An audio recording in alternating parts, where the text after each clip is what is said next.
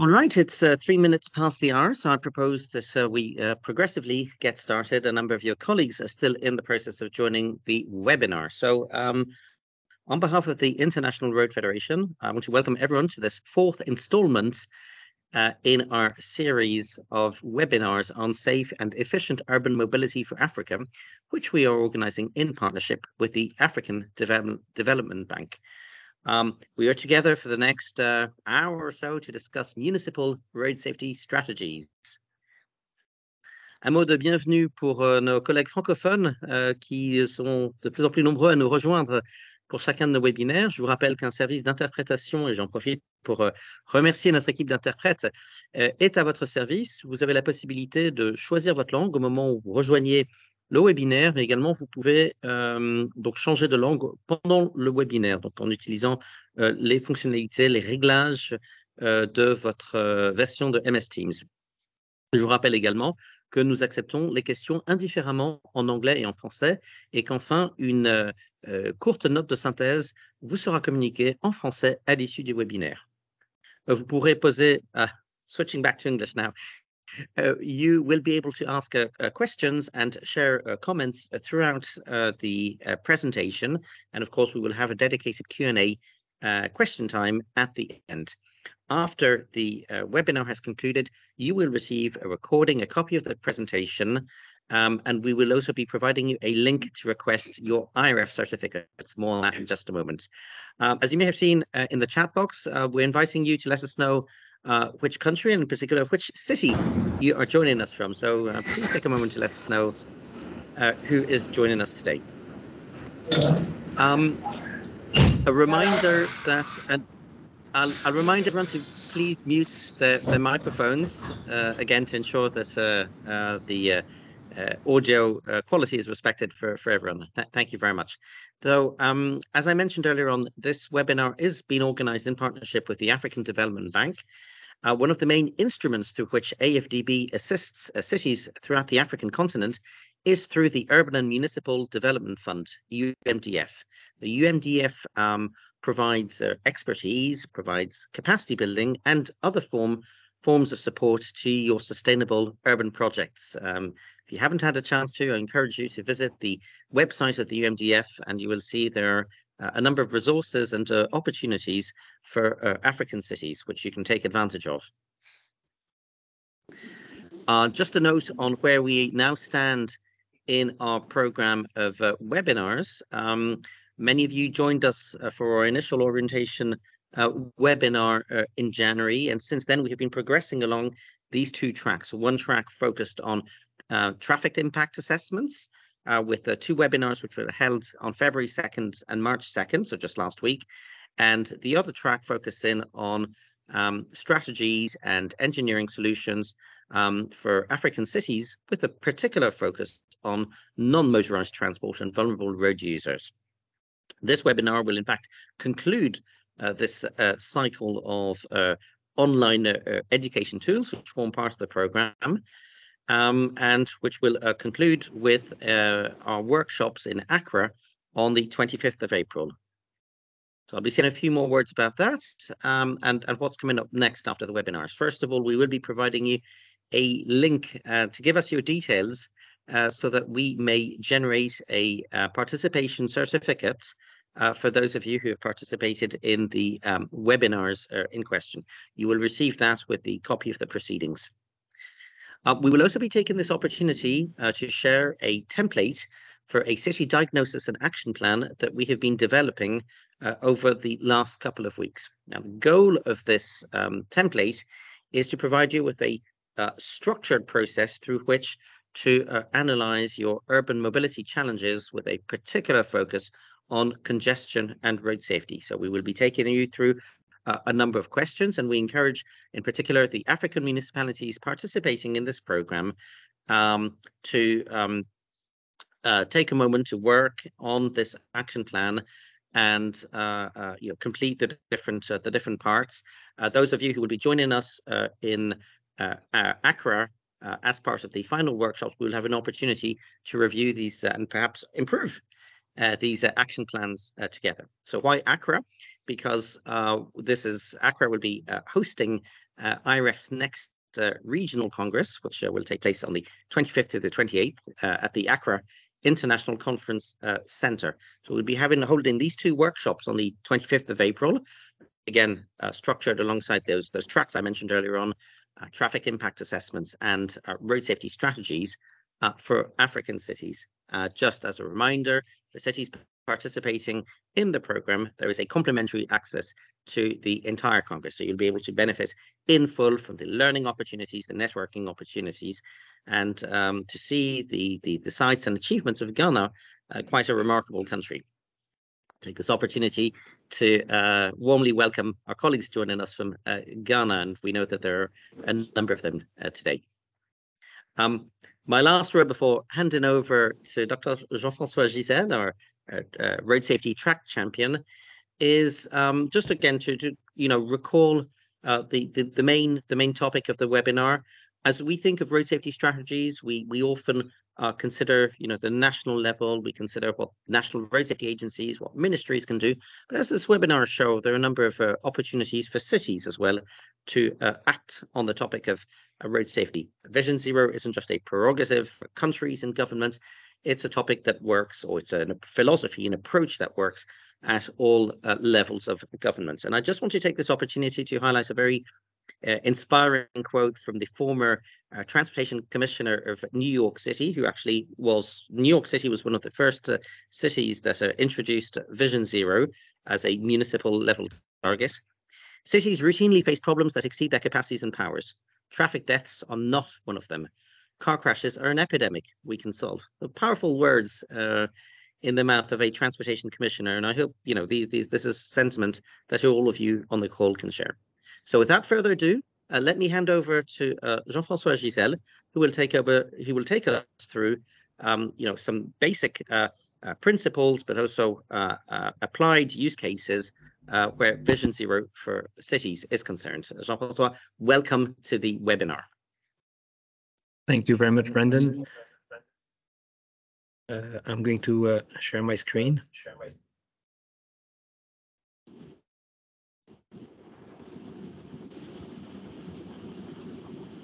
So you can see my screen. Perfect. Okay, welcome everybody. It's a pleasure to be back with you again. I suppose that most of you have been participating to the first webinar, or maybe the four of them actually. As you can see, we had the two tracks. Mine is the green one. That's a picture I showed you last time. So we are here on that second webinar, getting ready for the live workshop that will be, as Brendan mentioned, held in Accra on April 25. So the first webinar, we had a discussion about the road safety in Africa, the specificity of African cities, where we have a high number of vulnerable users. A lot of people are walking, pedestrians, cyclists. And so we just try to understand at that time what vulnerable users were and what were the limitation that they had. Obviously, they have no protection, and they can suffer injuries much faster than the motorists. We talked about speed management, speed being at the heart of the safe system concept. If you lower the speed, you lower the kinetic energy, and obviously you minimize the injuries and the possibility of death. And we discussed different options of traffic calming. On that webinar, I did end up with a couple of elements to remember, and I'm going to tell you again. The first one is that it's an opportunity, I think, that we have to alter the status quo and to improve safety. There is a world trend towards Vision Zero, safe systems.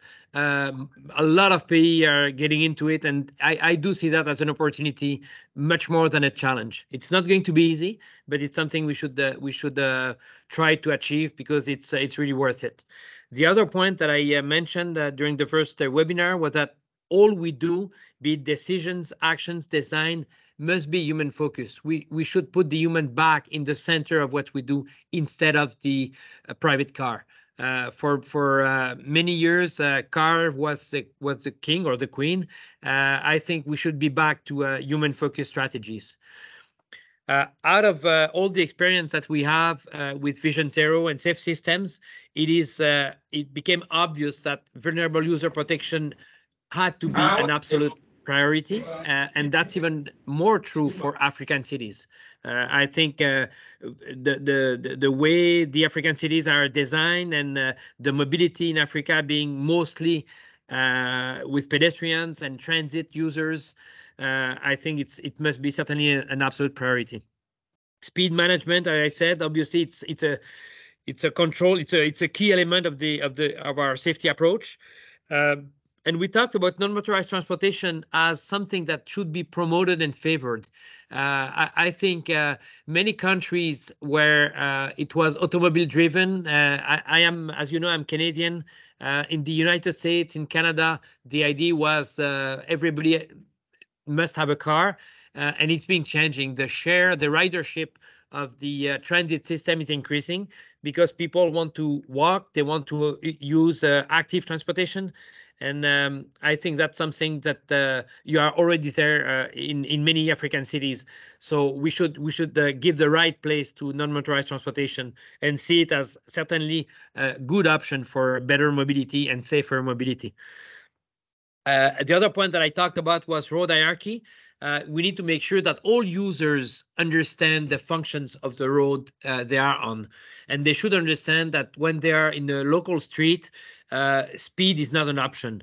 When they are on a major road or on a freeway, of course, mobility is the first, and they can speed on those ones. But that must be understood and respected by all road users. And the last point was sharing best practices. And once again, I would like to congratulate IRF for doing so. That's exactly what we are doing today. We share best practices from different countries, and I'm going to show you a couple of slides on what other countries are doing. And I think that's the best way to get the best practices. So we should keep on doing that, and working together in cooperation, in collaboration is certainly the best way to progress together. Today, what we are going to be, that was for the first webinar. Today's webinar, I'm going to talk about the Vision Zero concept in principle and the safe system approach and framework, just to understand, how we work with this idea and how we make it something real. How do we take that idea to make it concrete actions? I'll show you a couple of examples in different countries, how that was implemented. And then we'll talk about political requirements for implementation and how are we going to measure success. And at the end of this presentation, I will let Brandon talk a little more about the homework requirement for the workshop and what we expect from that exercise that you will be doing for your own city and discuss with us in Accra in a little more than a month. So let's start with the Vision Zero and the concepts and principle.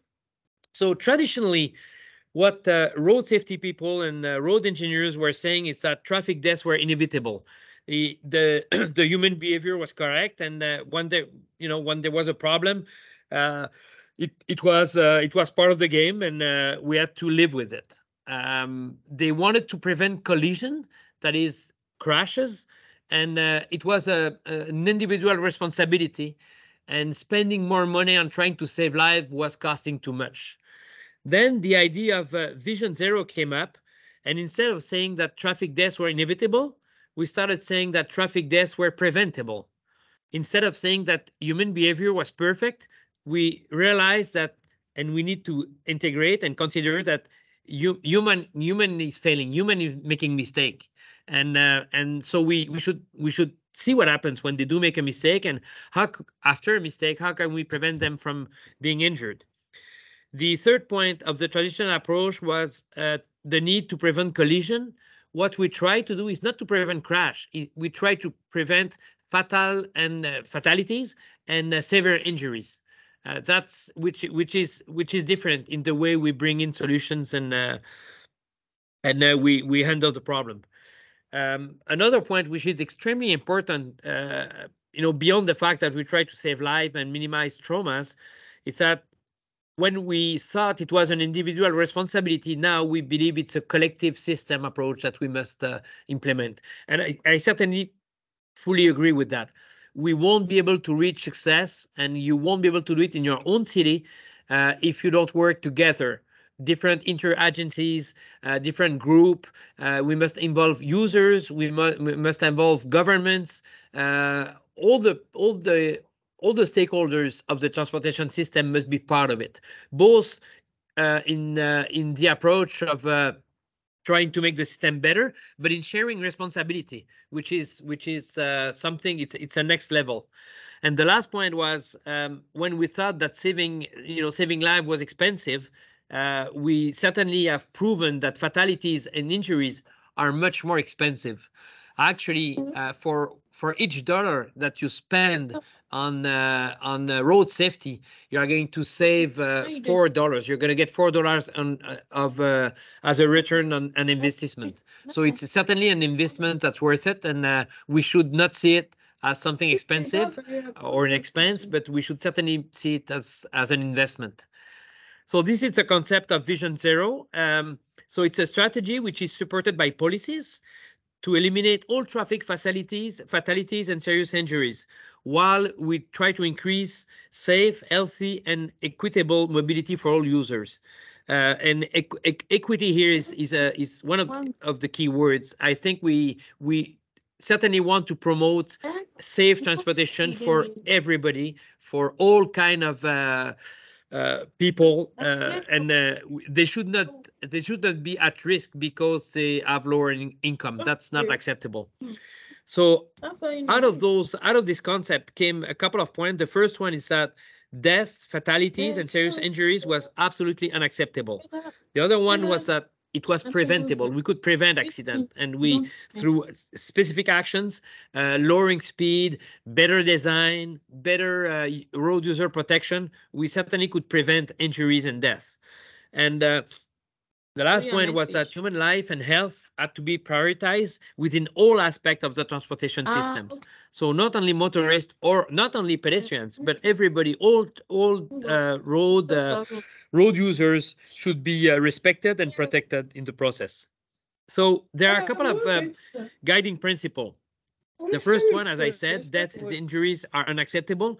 It means that we must put life and human health on top of everything else. That should be one of our top priorities. Even when we do a road design, when we build a bridge, when we redesign an interchange or a crosswalk, we should think more in terms of life and human health than mere engineering. The second point is that humans are fallible. They make mistakes. So the fact that humans make mistakes does not mean that they have to die or become severely injured. We could, because they are going to make mistakes, we cannot prevent, we cannot have a system which is 100% foolproof. And in the event that they make a mistake, how are we going to protect them? And how are we going to make that this mistake that they have been making is going to be forgiven one way or another? The third point is that humans are vulnerable. So all groups need and deserve to be safely accommodated. And there is a limit, especially for vulnerable users, and that's why we call them vulnerable. Their capacity to sustain impact is very low. So we have to be extremely careful about that. And since we cannot change the mass of the vehicles, we can certainly play on the speed. So we can reduce speed, and we are going to lower kinetic energy, and we are going to lower the consequences of the impact if there is an impact. As I said, my point number 4 is that responsibility is shared. The system designer have much of the responsibility. We understand that. Road designers certainly have a big part of the responsibility. But all the stakeholders and all the users can play a role. That's why we talk about education. That's why we talk about enforcement. I mean, everybody has to play a role to make the system safe the way we want. Safety should be more proactive. There are a quantity of proactive tools that we can use to identify and mitigate risk. You certainly heard about the IRF system. We can prevent, and now technology helps us doing that. There are new applications that use artificial intelligence that help us having a proactive approach to safety. we don't see why it's necessary to wait for crashes and fatalities and injuries to decide on the solution to happen, which is exactly what we use when we do black spot study. Black spot studies are it's relevant to do them, but it's a reactive approach. We wait for people to get hurt to start looking at the root of the problem. Now we should try to be proactive and try to prevent accidents before they happen, and we've got the means to do it. And the last point, which is not the least, is that redundancy is crucial. All part of the system must be strengthened to prevent failure. And when I'll be showing you something on safe system, I'll be talking about safe users, safe vehicles, safe infrastructures, and all those points together will make the system safer. It's not only one item or one element we need to look at.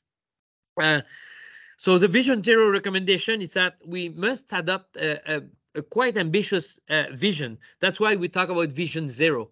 I don't think we'll ever reach zero. Because you may make mistake, because there is something that happens. But trying to reach for the moon, we certainly get closer to it. That's the way we should do it. So don't hesitate for your own city to put ambitions quite high, and slowly you are going to climb the ladder to reach that vision.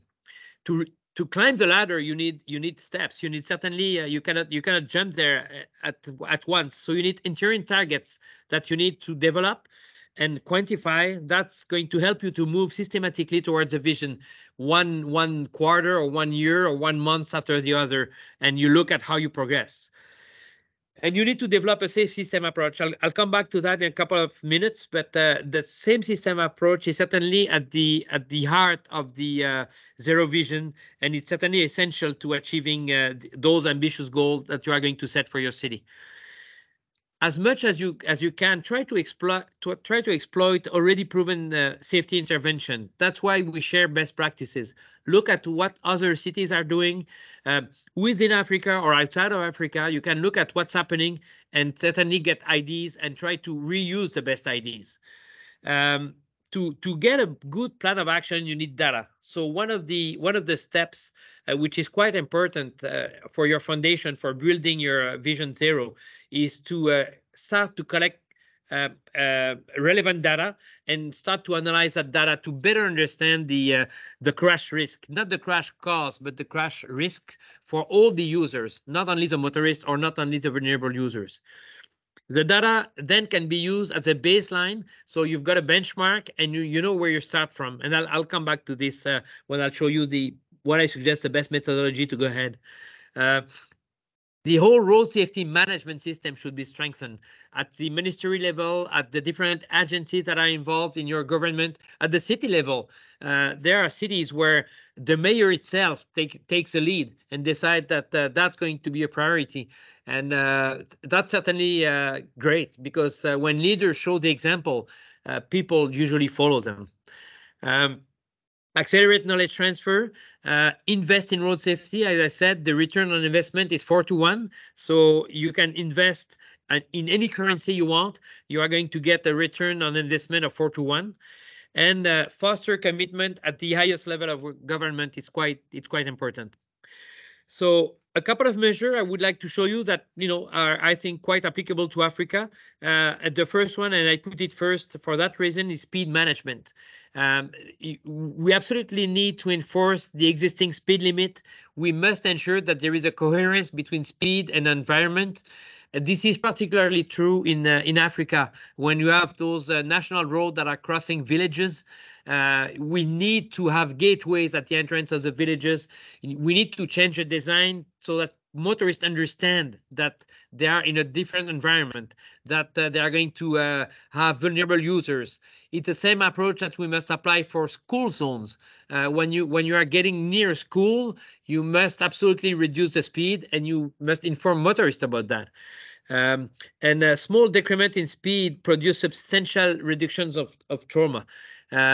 So once again, I think it's if you decrease by 1% your speed, you are going to reduce injury also by a factor of 4, which is quite interesting.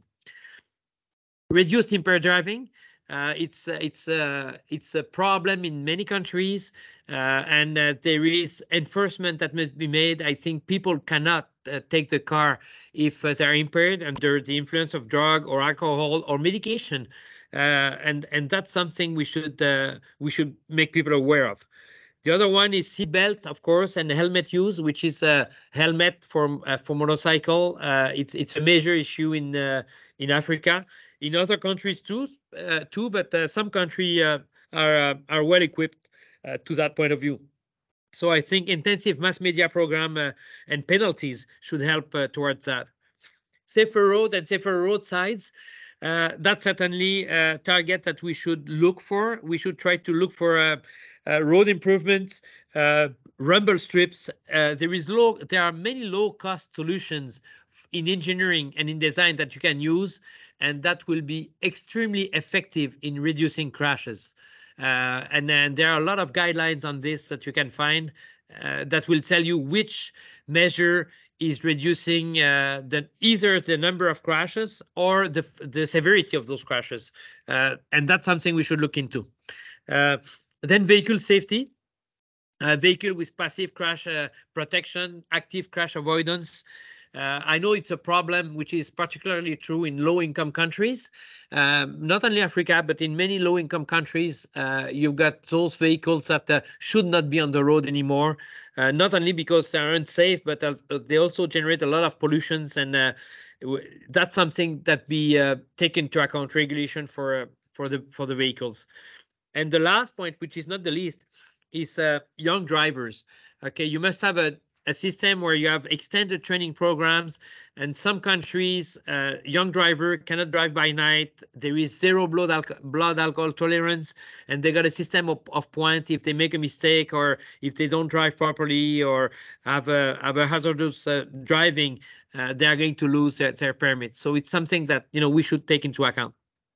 So long-term measures, those were short-term measures. Long-term ones, and I said something about it, is try to deploy a data collection and analysis system. You will need data to support your long-term strategies and your long-term targets. So collecting data and analyzing data should be done continuously and in the right manner. As I said, you must have interim targets. If your goal is too far, you won't be able to progress. But if you progress with small interim targets, that would be quite nice. A long-term vision based on an agreed strategy with innovation. So you must get consensus of the different stakeholders to build your strategy, and that long-term strategy, must be absolutely ambitious. Sorry, I just took a sip of water. Implement the safe system approach in all initiatives, and I will show you what safe system is in a couple of seconds. You must improve key institutional management functions because you will need the collaboration of everybody. So all the stakeholders involved must be involved. And to this point of view, the management functions must be certainly strengthened and improved. Research and development should be done. And I talked about knowledge transfer and sharing best practices. Another solution would be to work closer to university and research at the academic level. Many countries develop new options and new ideas through a research program or with engineering students that are working on projects and helpful to that point of view. Funding is certainly an issue, and you need to find adequate funding for your project. And to get funding, you must, before that, get certainly approval and collaboration from all the stakeholders that are going to support your request for funding. And of course, the last point is political support. You absolutely need political support. So as you can see, it's a lot of the area is quite wide. A lot of people are going to be involved, but that's the point. Together we are going to be stronger. That if it's done only by one single agency or one single person, we're not going to go anywhere. Safe system, I've been talking about this. It's a prerequisite. So the only way to achieve that Vision Zero is to adopt the safe system approach, and that has been proven. It's at the heart of it. So that requires that the road system be designed not only to expect, but also to accommodate human error. So we are talking about forgiving roads, where we are expecting people to make a mistake. We are expecting crashes to happen, but we want those crashes to be as unharmful as possible. So on one side, we got Vision Zero. On the other hand, we got safe system. And the key here is that the what is the Vision Zero, what we try to do. That's our objective. But the how is the safe system. That's how we are going to reach those goals and those objectives. So safe system approach and framework. Well, sorry, the safe system approach is an integrated and comprehensive process to improve safety performance on the transportation system that makes allowance for errors and eliminates predictable and preventable serious injuries and fatalities. So said like this, it looks simple, but it requires quite a bit of work to implement it. So once again, what we try to do is reach Vision Zero or aim at Vision Zero, and how we are going to do it is by implementing a safe system. Safe system, as I said, has different components, and it involves users, safe road users. It involves safe vehicles. It certainly involves safe speeds. We want safe roads. And ideally, we need post-crash care, because we know that human is making errors. We know that crashes are going to happen. And when those crashes happen, we can save lives if we do have a post-crash emergency system that's working well. So those 5 elements are the pillars of the Vision Zero approach. So the safe system assumption and characteristic is that, notwithstanding any prevention effort, the user, will make mistake and crashes will occur. So the stakeholders involved in the design of the road need to accept responsibility for safety, and that was not done before. I've been working in engineering in transportation for the last 35 years, which not makes me a young man. But I remember when I was a young engineer, we used to say it's a driver's problem. I mean, this guy's been driving too fast, or he didn't know the rule of the road, and we don't think this way anymore. We believe it's a responsibility both of the driver who is not following the rule, but also from the engineering team, who should design a system that take into account possible crashes and actions. Obviously, road user may be part of the game. They must accept the responsibility to comply with the rule, and they must accept the constraint of the system. So when we tell them to reduce speed, they should be able to do it. That's right. We must align safety management decision with the broader transport planning decision that meet economic, human, social, and environmental goals. So as you can see, it's really a broad approach, a broad system that we try to put in place. We need to shape intervention, obviously, that meet the long-term goals. As I said, instead of relying on traditional short-term initiatives, we should have a long-term view and intermediate target that we can apply. So also, another point is obviously ensure that in the event of a crash, the impact energies remain below the fatality and serious injury threshold. And one way of doing this, obviously, is reducing the speed of the vehicles. Another important point is that a safe system approach is appropriate for countries at all levels of road safety performance, no matter where you start from, because you are going to create your own benchmark. You will decide yourself what is your starting point and what is your arrival point, and you need to decide yourself what to do with it. It's going to be different from country to country, different approaches, different targets, different goals, but the theory, the system is the same, and that's what we're trying to propose here. So the elimination of all deaths and serious injuries is certainly a long-term goal, but we need to combine this with traditional intervention that we use in the interim. That this is the way we are going to get the best immediate safety benefits. As we said, redundancy is vital. So the Swiss cheese model, where if you put different slices of cheese one after the other, the problem or the issue might go through a couple of holes and a couple of slices, but not all of them. So if you have all those slices of cheese which are safe road users, safe vehicles, safe speed, safe roads, and a post-collision emergency care system. Eventually, we are going to have a safe system. There is a major paradigm shift, both at the political level and at the engineering level with the Vision Zero. Sorry. And I would like to show you this because it's interesting. At the political level, Vision Zero was established. So we said before, road fatalities were seen as an unfortunate system byproduct. We have to live with it. Today, we say road fatalities are viewed as unacceptable and preventable. And this political shift led or resulted in the proliferation of commitment, resources, teams to reach zero death.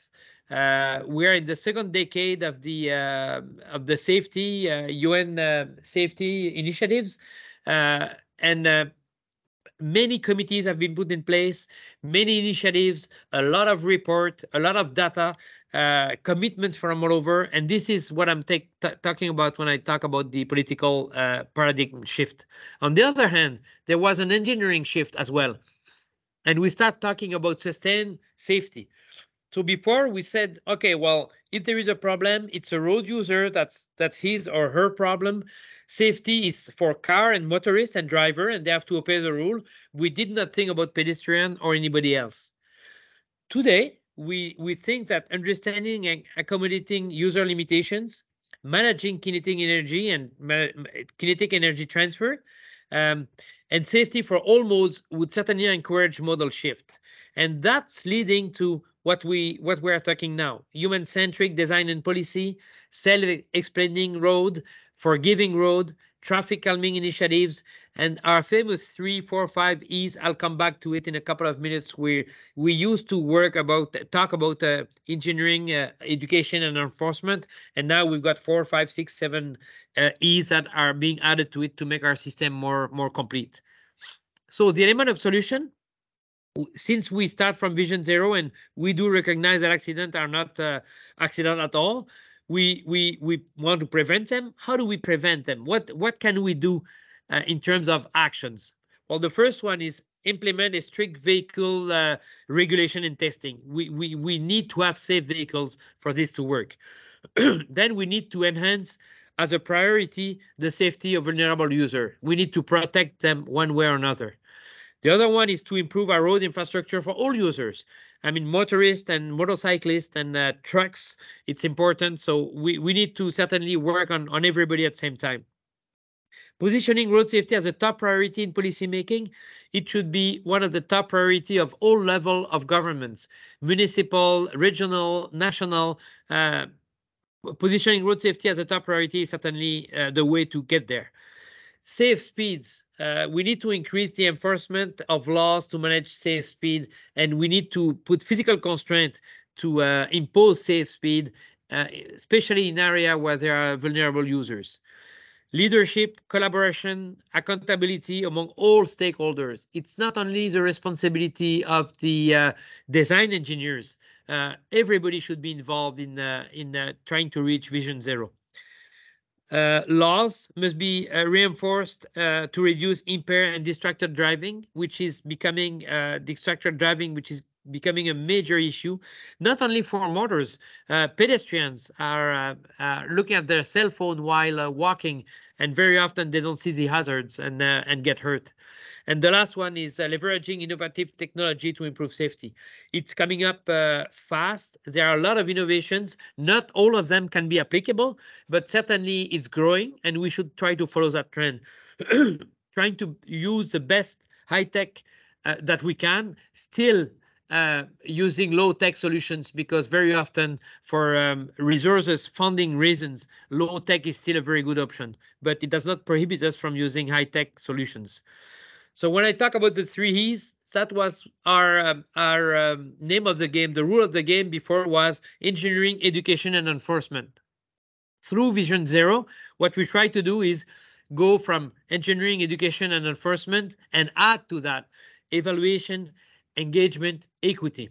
I'll show you an example here, which is coming from Prince George County, which is very close to Washington in the United States.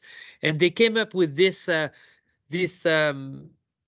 drawing there, this is how we are going to achieve Vision Zero. It's going to be through education, emergency response, engineering, enforcement, evaluation, and equity. And equity is important because there are low-income neighborhoods in the United States and Canada, and many richer countries, they do have pockets of lower-income people. And the idea is that transportation system should be equitable for everybody. So we need to look at those people and provide them a safe transportation mode that will allow them perhaps to get better economic resources and increase a little bit their income and try to get out of that poverty circle they are stuck into. So I think it's quite interesting to add that equity part in the system. And evaluation makes that is also important because it obliges us to monitor what we do and review on a regular basis if we are progressing. So critical success factors, once again, you will be building on the Vision Zero principles. And what we need as a critical factors for success is political commitment, multidisciplinary leadership, a well-defined action plan, a system-based approach. We absolutely need data-driven initiatives because we do need data. We need cooperation and collaboration. We want community engagement and community that involves everybody, the community itself, but the road user and the municipality professionals, equity, and certainly transparency in what we do. We should tell people this is what we're trying to do and this is the way we are going to do it. And you'll get more engagement and more collaboration if people understand what you are trying to do. So this is the one that we use in Canada, in Quebec. This is our own rule that we built. So at the center here, you can see we've got one ultimate goal, which is a goal, which is as many countries, many cities. It's zero deaths and serious injuries. And how we are going to reach this goal is on resting on the 6 safe system interacting pillars, which are safe roads, post-crash care, safe vehicles, safe road users, safe speed, and we did add safe land use and planning. That's a very important part also, to have safe land use and planning. The other thing that we have, which is my external ring, it's a Vision Zero guiding principle. So the principle that is that death and serious injury is unacceptable, safety is proactive, all the stuff that I've been telling you. And at last, the last piece of the wheel that we see here is 10 success factor. How are we going to measure success? Through legislation and policy and financing and capacity building and equity and inclusion and leadership and coordination, cooperation. So this is what you have to develop for your own city. You need to have a goal, a vision, and then you need to look at your pillars of safe speed and safe people and safe vehicles and define your guideline and see what kind of success factor you are going to be using to reach that ultimate goal. So I'll show you a couple of examples quickly. It all started in Sweden, actually. The Vision Zero concept was implemented in Sweden in the 90s. And when other people saw that, they started copying it. Netherlands, Australia, New Zealand, Canada, USA started copying that. And what they said in Sweden, it was still what is the core of Vision Zero today. They said, it is not ethically acceptable that anyone get killed or seriously injured while moving with a transportation system. So they said that no loss of life was acceptable, and the human ability to tolerate external force was to govern the planning and design decision. I do remember, I was a young engineer at that time, and I do remember when we saw that the first time, everybody said they are crazy. It doesn't make any sense. Getting no one injured and fatality, no fatalities doesn't make sense. But they have proven us that their approach did work, actually. They are not at zero yet, but they are certainly moving forward in the right direction.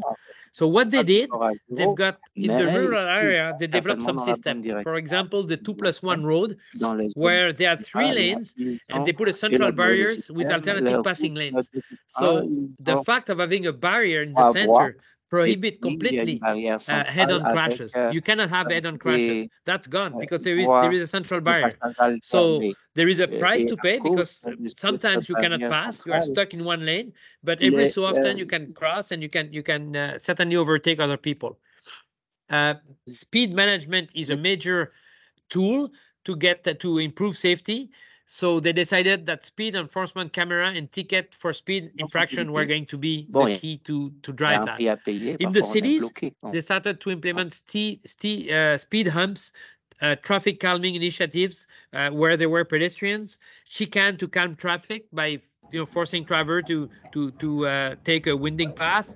They started implementing separate facility for bicycles and roundabouts to manage and eliminate some type of collisions. As you may know, roundabouts for vehicles is much safer than right angle intersection because at right angle intersection, cross intersection, you Comme vous got le 32 savez, traffic les points. With a ronds-points sont roundabout, it's plus falling to que 8 points only. les So it's not intersections. roundabouts are not as safe for vulnerable Donc, user or cyclists, but for vehicles, les it's certainly ronds-points a ne sont very pas good approach. si Vehicle bons technology. pour les They cyclistes et started les with some vulnérables, intelligent speed les adaptation usagers vulnérables, system mais to regulate en vehicle gros, speed, ça c'est mieux.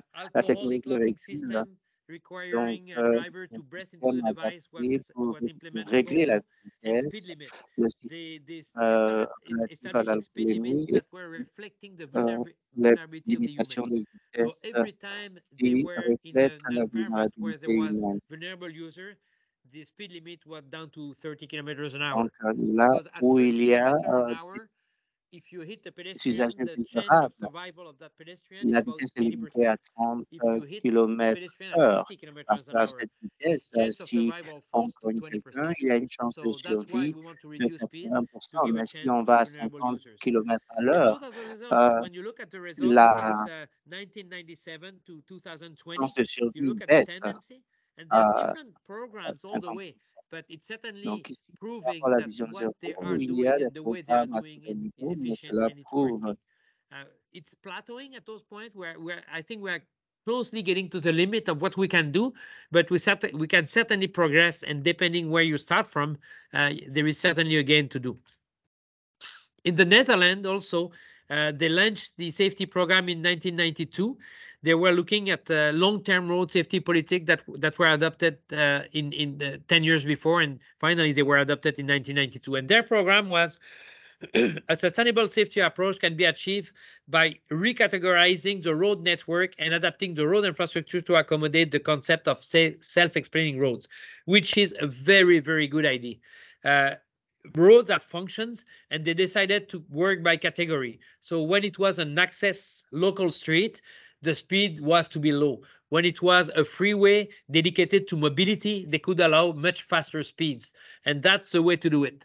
Now, people must understand that. They must understand that they are on a freeway or they are on a local street. les And to gens do doivent this, you comprendre make the road s'ils talk by sont sur itself. l'autoroute The ou s'ils road sont send the message to the road user of the sur une function route of that secondaire. road. La route envoie Not a sign, just the un road itself. message à The wind will, l'usager if it has quant narrow à lanes, la if it has fonction de cette chicanes or route. steep humps, you Ne know that font-elles you're même in pas a des very formes, local vous residential area. savez, If une route it's not a étroite, lane, if it's no voilà, access à is une seule permitted, voie, où obviously it's vous high speed, comprenez it's que for vous êtes mobility. dans une zone So peuplée. Et si functionality of vous avez road, multiples homogeneity of voies, masses, speed and etc., directions, vous pouvez predictability of road course and road user behavior through the self-explaining road, state of awareness of all road user, and forgiveness of the environment. So that was their approach. And what they did out of that is that they completely changed their speed system. Now that any road with a possible conflict between car and unprotected road user is 30%. When there are intersection and conflict between vehicle, angle collision, it's 50%, 50 kilometer per hour. Okay, no more than 50 kilometer per hour. I said 30%, but I wanted to say 30 kilometers an hour. I'm sorry. The road with possible frontal conflict, head-on collision, it's 70 kilometers an hour max. And then when it's completely safe, that is no access, and you cannot meet opposite traffic, it's 100 kilometer and over. That's on freeway. Australia and New Zealand, they started the approach in 2003 and 2006. And it's been a significant change on how the road safety was perceived and managed. Everyone now is forced to look at road safety from a public health perspective, which is quite interesting. The responsibility lies in all parties that have a role to play in the transportation system, and it is unacceptable that the victim involved in a traffic collision should be blamed. So that's a complete change of the way we used to do it in the traditional approach. So what they did for that is that, once again, they've got their own diagram of what they do, but at the center, as you can see, with their approach, it's a human tolerance of collision impact, which is the key component in achieving the safe system, which is quite interesting. It's I think that approach should be applied in many African cities because of the share of the vulnerable users that you have in Africa, and the number of people walking. I think putting the human tolerance of crash impact at the center is certainly a good approach that could be certainly well applicable for Africa. USA, many public agencies are involved and did adopt the system, so they are working on it. And once again, they've got two principles: human make mistake, and human body have a limited ability to withstand impact. So that wheel that you've seen before is coming from the States. It's the same road pillar as Austro. That's the Australians, but they added post crash care to it that the other one do not have. More and more communities adopt the Eurovision in the States. Now they've got 45, and it's increasing every year. In Canada, we have a new road safety strategy that has been implemented, and we said that by 2025, which is 2 years from now, Canada will have the safest road in the world, which is a nice dream. I don't think we are going to get there, but I think it's a nice goal. We are ambitious, and we are certainly moving forward to it. So how do we do it? Well, there is a lot of effort in raising public awareness and commitment. There is a lot of work in the media from the government to make people aware that that's what we're trying to do. So improvement in communication, cooperation, collaboration, enhancing legislation enforcement, improving road safety information. This is what we do. So as you can see, it's a lot of communication more than engineering. We got an agency, a national agency, which is a research group, which is called Parachute, like a parachute, which is involved in on injury prevention. And they said, we will create a safer Canada by preventing serious and fatal injuries through evidence-based solutions that advocate and educate. So the idea is certainly make people aware and educate them about that. And now that agency has taken a leadership role in coordinating and sharing the best practices among all the provinces of Canada and all the municipalities. As you know, Canada is a very, very huge country. We've got 12 provinces and 3 territories, and so they are working throughout the country to do that. This is our wheel. Like the Australian, we put the human tolerance to physical force at the center of our wheel. And our success, as you can see here, are all the pieces of the puzzle. So we are talking about multidisciplinary leadership, transparency, equity, political commitment, system-based approach, cooperation, and those are quite important. Parachute develop a map, and I think that's something you could do at your city level. You could develop a map where you can click on the different systems, the different pillars that you have, and show improvement and see how you progress. And hopefully you are going to be progressing nicely and sharing that information with all the stakeholders, and the road user will certainly favor that people will keep on doing it. They will understand that you go in the right direction. I took an example here that I would like to share with you, which is quite recent. It's less than 1 month. That's London. That's coming up from a journal which says that they did implement 20 miles an hour, which is 30 kilometers an hour, zone to reduce collision with pedestrian by 63%. And what that article is saying, and I did copy it here, that's exactly taken from the article because it's interesting. They say that vulnerable users continue to be most at risk in London's road. But since the 20 miles per hour, that is 30 kilometers per hour, speed limit have been introduced, collision involving VRUs have decreased by 36%, and collision involving people walking have decreased by 63%. The number of vehicle collision has reduced by 25%, and the collisions resulting in deaths or serious injuries have reduced by 25%. So as it says here below, it says in March 2020, Transport for London, which is the organization that drives transportation in London, introduced a 20 miles per hour speed limit on all of its roads within the central London congestion charging zone as part of its Vision Zero commitment to eliminate death and serious injuries in the capital's road by 2041. This is really fresh news where you can see the impact of implementing such a strategy. So they said by 2041 we are going to have 0 deaths, and that's the way we are going to be working on this. So share with you a couple of good references. There is a quite interesting book that has been developed by SSAP, which is called Road Safety Strategies for African Cities. And when you open that book, you will quickly fall on an image which is copied here. You can see, which show you the path to follow. It's interesting because it's well done with the road. And it says, well, first you define the problem, then you get started, then you build support. The fourth point is developing a strategy, and then you prepare to implement. And I'll give you a couple of details on this.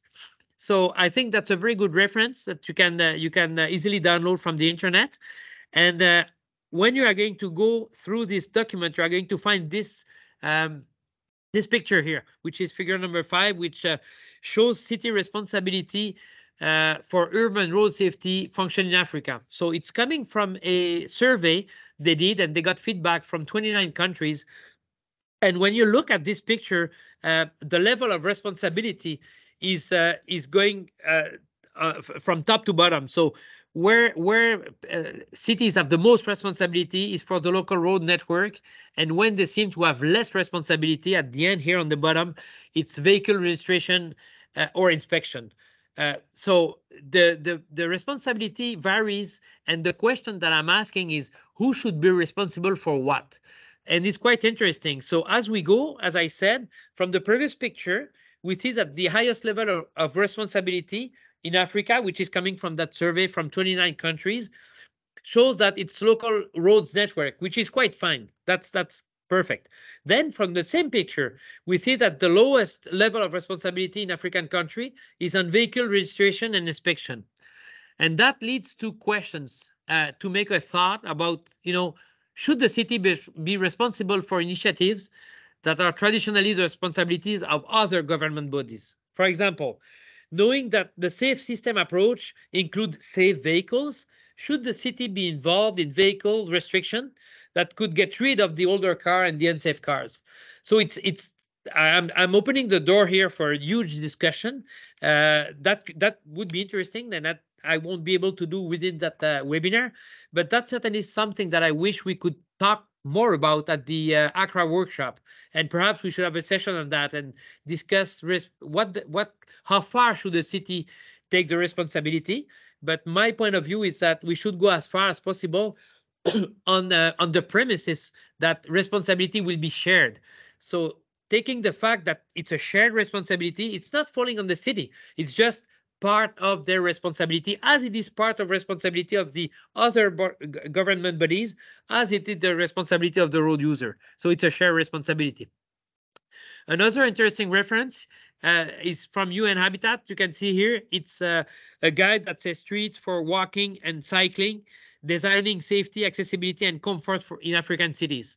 So I know that there are many engineering documents and references that come from the USA, that come from Europe, the UK, France, and it's fun to see reference documents that are made for African city, for Africa. I think that's quite interesting. A last reference that I'm going to show you is, and we can provide you with the internet link, the UN Habitat partner with the city of Quelimane that's the city in Mozambique. They reclaim street for pedestrian and cyclists. So you see that there is a tendency to reclaim space for vulnerable users, and there are different programs that are being done in Africa about that, and I think it's quite positive. Political requirements. That's important to find out, what's required from the politicians. So Vision Zero communities, all of them demonstrate leadership and commitment. That's the way to go. So if you want to go ahead, you certainly need to demonstrate leadership and commitment. Uh, Politicians, senior management must be involved. Teamwork is important. Accountability among different stakeholders, real public engagement, an efficient action plan, and certainly authority and funding, because obviously we need resources and we need the authority to proceed and the money to do it. Uh, the other one is to define appropriate speed for the context. Travel speed set based on the limited physical ability of the human body is extremely important. So speed management and practice to ensure safe speed is certainly one of the key elements. And the other one is use equity focus and proactive analysis. We want analysis and engagement to identify the need of minorities and groups that are at disadvantage, that do not have access to a car. Many groups do not have access to a car, so why should they be penalized by walking or using the transit system or using their bicycle? There are efforts to prioritize treatment for underserved and underfunded neighborhoods. It's part of the global plan, and certainly proactive response to safety issue by implementing systemic process that I'm going to show you what that is. So the traditional approach, it's as we can see here in this graph, the traditional approach for road safety management is certainly network screening and diagnosis and some economic appraisal, project prioritization and evaluation. The systemic approach is a bit wider. It starts with the same thing, but on top of that, there is element number 2, which is identify funding for specific program and implementation and perform systemic program evaluation. That must be part of the game, not on a regular basis. How do we implement the strategy? Well, we've got top-down principle and bottom-up approach. That's the best way to do it. So top-down principle, we enable stronger institutional foundations. We establish a functional road hierarchy, which is quite important. We try to avoid inappropriate land use. We favor multimodal transport, and we certainly improve space use. And that can be done from top to bottom, from political decisions and policies going all the way down. On the other hand, the bottom-up approach is starting from a human-centric approach to road safety, and then we try to shift the focus away from motor. We try to think for all users in a more global approach. Then we try to improve safety through all kinds of technologies if we can, leverage as much as we can high tech, and deploy the 6 E's that we talked about, the 6 E's measure. Do not stay stuck with engineering, education, and enforcement, but add to that the following E's with engagement. So how do we achieve national road safety goals or municipal road safety? I should have said municipal here because it is exactly the same approach. Okay, it's through appropriate management capacity, effective institutional leadership, multi-sectorial coordination, sustainable funding, and data system. You absolutely need data to be able to measure, to target, and to monitor. Without data, you won't be able to see where you are. How do we measure success? A few tricks about this. So measuring success, it's certainly by engaging constituent and key stakeholders to raise awareness and build public support for your Vision Zero that you are going to build. You will need persistence and patience. Okay, you have to be committed. You have to be vigilant. It's a lot of work. Okay, so don't lose faith, and it's going to take time to reach your goal and the way you want to do it. You have to identify and align Vision Zero to other strategic priorities, be it sustainable transport, climate change, chronic disease preventions. Try to align what you do with other groups and try to get their approval of what you do. So working together, once again, makes us stronger. That's going to make the work better. Create some point of intersection and opportunity to leverage resource of funding or timing with other initiatives. Don't work in silo. Try to work as a group and get everybody involved. And try to find the low-hanging fruits. There are quick wins. There are short-term goals that will help you build momentum if you get success, and that will pave the way to your long-term plan. You also have to think smart. You have to measure success. You need to set goals, but no goals are created equal. So what you need to do is make sure that your goals are smart. And when we say smart, they must be specific, they must be measurable, they must be achievable, relevant, and time bound. So that's quite important. Now, based on that, this will be your foundation, and you'll be able to measure the effectiveness of your efforts. So manage by objective. At the start, you've got a list of KPIs. You need to define you need to define your long-term goal first. Okay, that's going to be your vision. So that's done through extensive stakeholder consultation. That's going to be your first step. Then you define your KPIs. I suggest you get advice from leading expert. You build a strong case to get the right KPIs, and eventually you build interim target. So it's going to be based on your KPI, but it's going to be directly linked to your long-term goals and hopefully supported by the previous KPI data analysis. You can use what was done to define the KPI to build your interim targets. How do you define your KPIs? Well, first, you need to define which theme you want to work on for your context. Do you want to work when we talk about safe road user, what do we want to do? Do we want to work on school zone? Do we want to work on crosswalks? What's the idea? When we talk about safe vehicles or safe infrastructure, you need to choose your theme and for your context and for your need. So you've got, as we said, we talk about safe infrastructure, safe speed, safe user, safe vehicles. I certainly recommend that safe speed be part of it. Speed is certainly one of the element with which you'll get most success quickly. So my point of view is that you should start with this and take care of safe user at the beginning. When you've got your critical theme defined, within those teams, you need to define your benchmark. And how do you define your benchmark? Well, you compile data. You get data for each team. So you need to look at the situation, what you have, and this will tell you where you are, where you stand. You need to have a starting point, and that's going to be your starting point. Then once your benchmark is established, you define your long goal term. That's where you want to go. So you know where you are and you know where you want to go. And how to get there is by defining intermediate target. That's slicing up your long-term goals into smaller steps, and that will give you the roadmap with the first series of actions for each theme that you try to do with specific goal and interim targets. So some examples of KPIs. While the safety of vulnerable users or speed management or impaired driving, seat belts, helmets, all those are good. So how do you do it? You put long-term goals. So for example, safety of vulnerable user, you say, okay, our goal is to reduce fatalities and injuries by 50% for those. Impaired driving, for example, which is my third point here, would be, okay, let's reduce impaired driving by 30% for all and more for the young driver. Seatbelt. Let's aim at 90% compliance. And then you put your KPIs, which is a percentage of success that you get on those.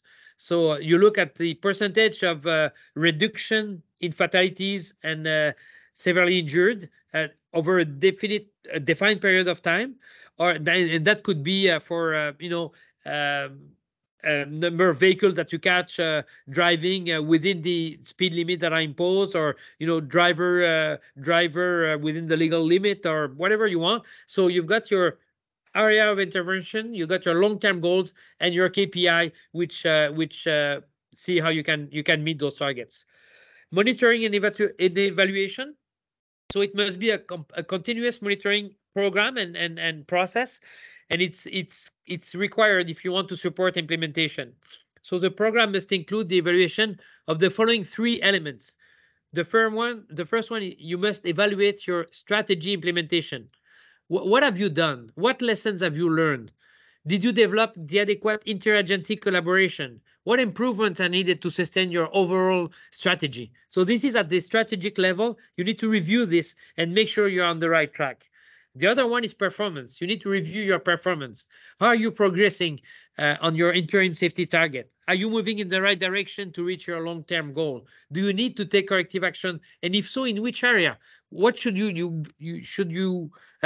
be working on? And the last one is delivery. You need to track progress. How do you deliver what you said you were going to do? And the way to do that, you need to report to the stakeholders. So if you can do yearly report, that's fine. Quarterly report, it's even better. If you can share that with your stakeholder, that certainly sustain the support that you need and sustain the support, the funding that you require from the different agencies that are involved. So a couple of example of countermeasures that do work: speed management and around the school zone. So make sure that your school, your kids are protected. The other one is protected and extended pedestrian facility for both pedestrian and bike lanes. That's certainly initiative you can work on. Pedestrian signals that could help pedestrians understand if they have time to cross the road, or give them time to cross safely. Pavement marking that you can use to protect vulnerable users. Driver feedback with dynamic signs. So you put a sign, the speed limit is let's say 80 kilometers an hour, and you put a radar there and you tell the driver you are driving at 120, that's way too fast. Usually drivers slow down when they see that. They react quite positively. Automated photo enforcement, red light cameras. There are all kinds of systems you can apply that will help you enforce what you try to do and measure it. You are going to tell me, what do we do if we don't have the resources? And the answer is not easy. It's to get creative and try to find other ways to find money. But there are ways to do it. Okay, one way is to build relationship with other potential influencer and founding research partner. If you work, for example, with universities and research center, you may be able to find some funding for a specific project that will improve safety. That's certainly something that can be thought of. Try to get volunteers to help you. People that are going to get on board, if they see that it's going to make a difference in their community, you can certainly help get volunteers to give you a hand. Try to maximize road safety improvement opportunity within existing envelopes. There are budgets. Try to see what kind of money you can take from existing envelopes to dedicate them to safety. Explore new revenue source. Perhaps you could get money out of fines on road users that do not behave properly. Perhaps a fuel tax could be used to generate some money. So you need to talk with the political authorities and try to find ideas to pull out money. A lot of rich countries do that. They've got tolls on some roads. They got taxes on fuel. They got all kind of money, and this money is driven back directly to the transit system. That's what we have in Canada. There is a fuel tax, and all this money helps financing the transit system that we have. And the last point is leverage or piggyback on any other initiative to generate Vision Zero and safe system, such as the climate change project, active transportation program. And there are many of those, and that's fine, because in Africa, you've got a lot of people walking. So you could perhaps do something with this. Academic research, education initiative, collaboration with NGOs. You need to be creative, as I said at the beginning, and try to think strategically.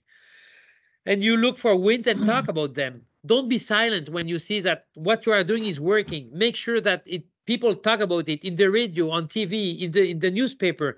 Make people aware of it. Share recognition.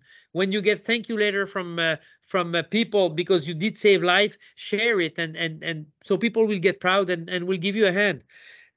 If specific targets are not supported, the aim for subjectively defined improvement should be proposed. And of course, start moving as early as possible to promote safety. And you can, when we say as early as possible, it's at the planning stage. So land use planning, development project, road rehabilitation, all those projects should implement embedded safety into it. Communicate your initiative as much and as widely as possible to generate some transformational paradigm I showed you, and try to get the road safety culture ingrained into everybody's behavior, all the stakeholders and the road user. Some key questions to ask yourself, and I'm going to conclude with this. So, what is a full listing of road user? Did we take everybody into account in our plan, in our strategy? What are the different safety needs and demands for each of those road user groups? They've got different needs and they've got different limitations. What are the similarities among the different groups? What can we leverage from one to the other? If it's applicable to this one, can we use it for the other one? How can I put myself in the shoes of each road user and fully understand their needs? And you need to do that to better serve them. Um, what is a stakeholder ability to fund and to sustain safe system components and initiatives? Think about it. Try to see if you are going to get some help or not. So last example, the UN development goal, you know that. So it's very specific. They have goals and they say, okay, for example, by 2022, we want to halve the number of global deaths. You can do your own, and you can be certainly wide. This is targets that been implemented, and I don't want to look into the detail because there is too much on this side, but look at what I'm going to show you now. The first one is an action plan. So at that level, you can act. The other one is legal tools. You can work on the legislative part. The third one is engineering. It's standard for new roads. And the fourth one is standard for all the roads. This is pure engineering. You can work on that. Then there are standards for new vehicles or vehicles. There are speed management politics that you can put in place. Motorcycle helmets, seat belts, impaired driving, distracted driving, trucker resting time. It's quite important. And emergency response. So you can see you can have specific target for specific subjects with specific goals and specific interim targets. So that's the way it goes. The next step of our process today, as you saw, that was the second webinar. So we kind of thought of what we do. The next one will be the workshop. That's going to be, I said April 24th, but I think it's April 25th. So my apology, it's on the 25th of April.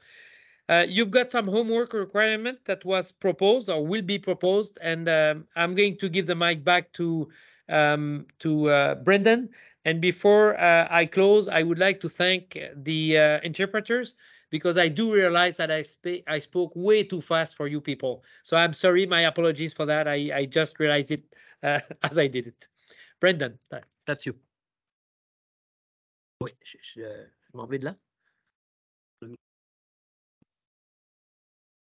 Outstanding. Thank you very much. And great insights, a set of recommendations that covered a number of areas. Let me just go ahead and share my screen again so that I don't leave you with an empty screen. Please bear with me again. All right. This is us. I apologize. Okay, we're back online. So we covered a number of topics, and first of all, I want to be sure that we open, for Q&A. We presented a lot of kind of best practices. Je veux m'assurer que find the une grounding séance in de the questions international state of the on art. a partagé pas mal de Each of you will have kind of bonnes different pratiques. stories, Vous savez ce qui se experiences with fait de mieux au niveau with international. respect to some of Chacun de the vous a areas that were addressed certainement today, son whether it parcours, be son histoire the funding personnelle measures, sur whether it certains des be domaines dont nous avons parlé, qu'il communication s'agisse de around financement road safety. de ces And I want to domaines, talk about qu'il communication s'agisse strategies de for a moment, stratégies de because communication. the Égard, we've souvenez-vous, seen, Vision Zero is relatively la recent, vision but not zéro. entirely new phenomenon, particularly in North America. Again, thinking back to Jeanette's Sadiq Khan, Vision Zero was, proclaimed as an objective by New York City in 2014, and a number of cities followed suit. And the initiatives were not always successful, as it turns out. It looks like those cities that were perhaps that managed the process best were those that engaged in, I would say, a ambitious, somewhat aggressive, in fact, reallocation of urban space, taking some of that urban space away from motorized traffic, combined with measures to reduce speed, again by lowering speed limits and by aggressively again enforcing those speed limits. One of the common factors between those two measures is that they're not particularly popular. They may result in congestion. They may contribute to slowing down traffic.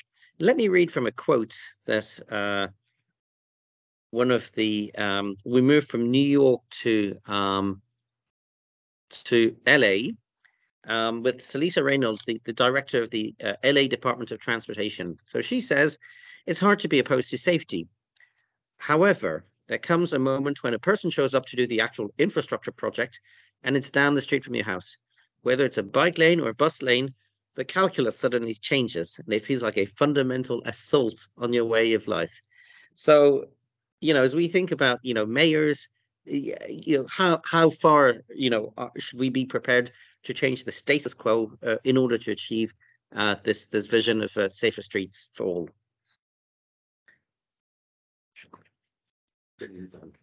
Brendan, that's a very good question you are raising, and I think it's there is no unique answer to this. I think each of us has have to look at what we want to do, what we want to achieve, and see see what we're going to do to achieve that goal.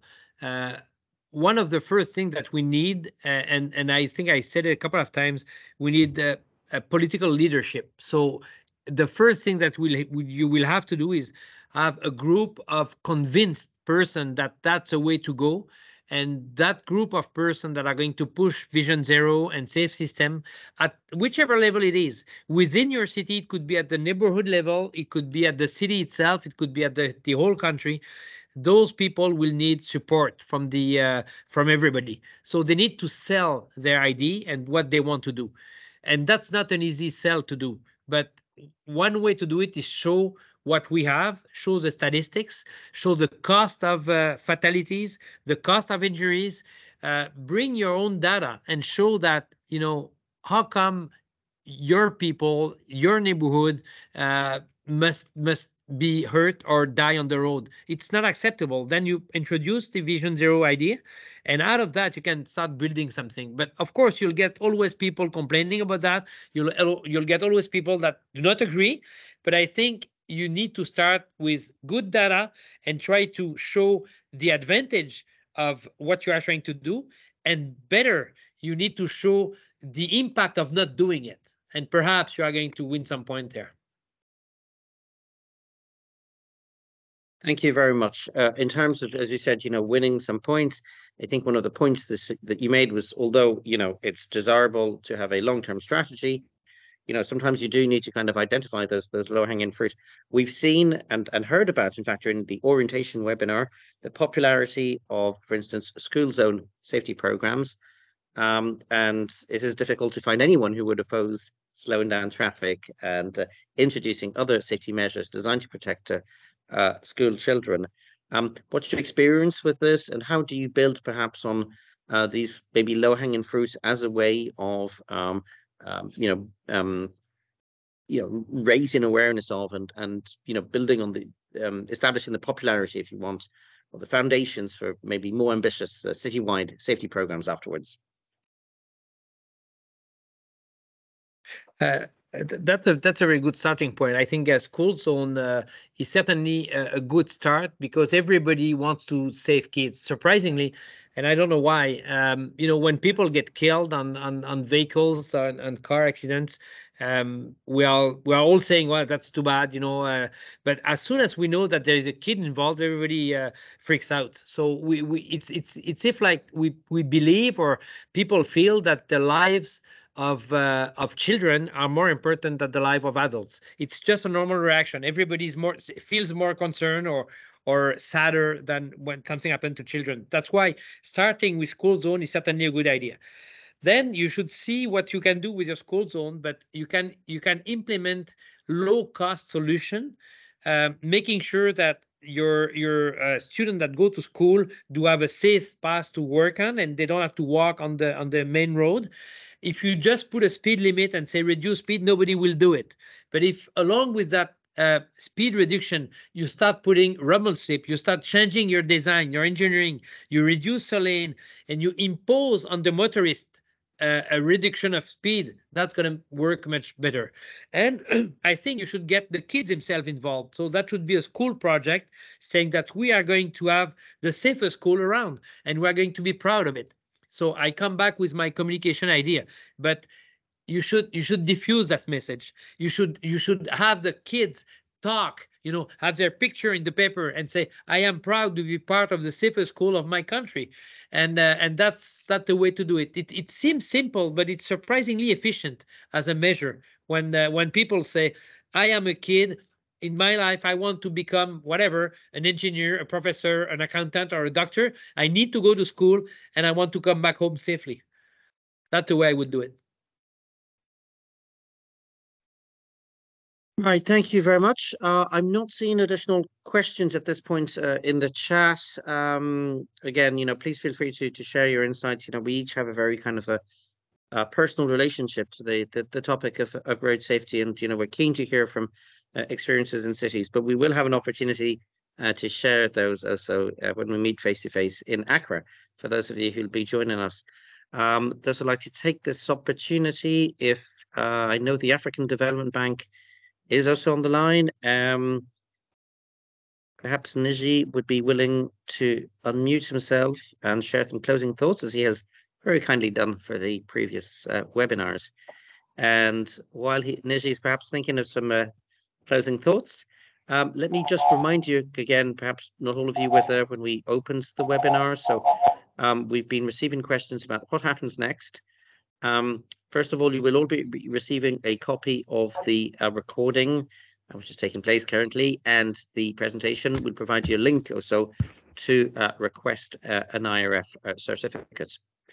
As Dr. Jean-François indicated, we'll also be providing those of you who wish to go a little bit further an opportunity to download a template for a city diagnosis and action plan. Again, the idea is not to kind of reinvent the wheel. If you have action plans in place, that's great. Then why not take compare them side by side, perhaps with the our template, and see if any aspects perhaps can be enriched in your current action plan.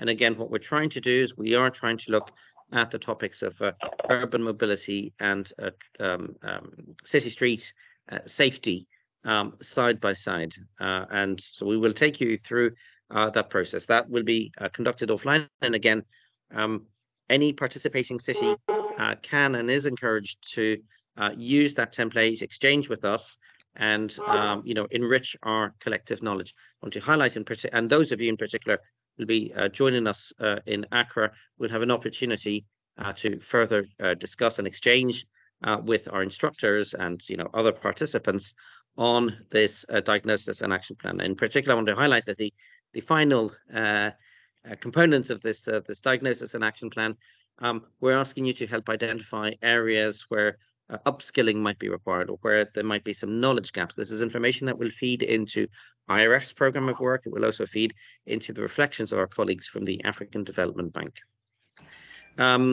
If the African Development Bank is willing to come in, now would be a great point. If not, my last role here would be to let me just check if we have.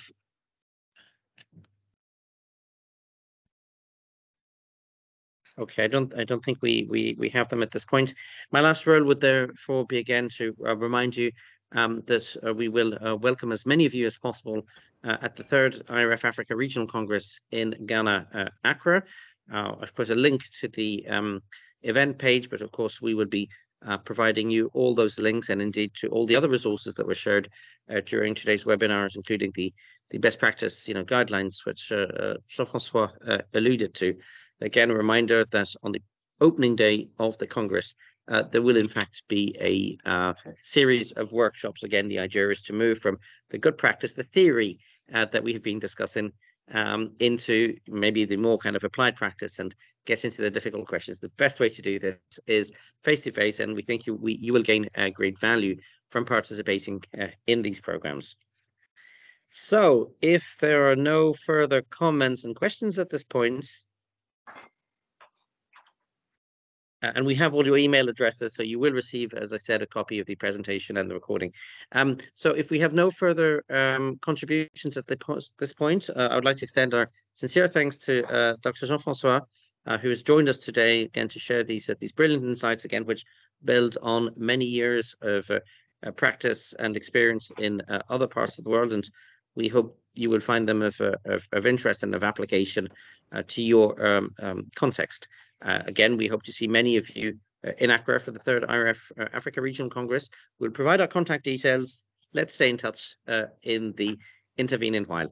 Again, thank you on behalf of the IRF, on behalf of the African Development Bank. We wish you a very pleasant and safe rest of the day. Thank you. Thank you. Yeah.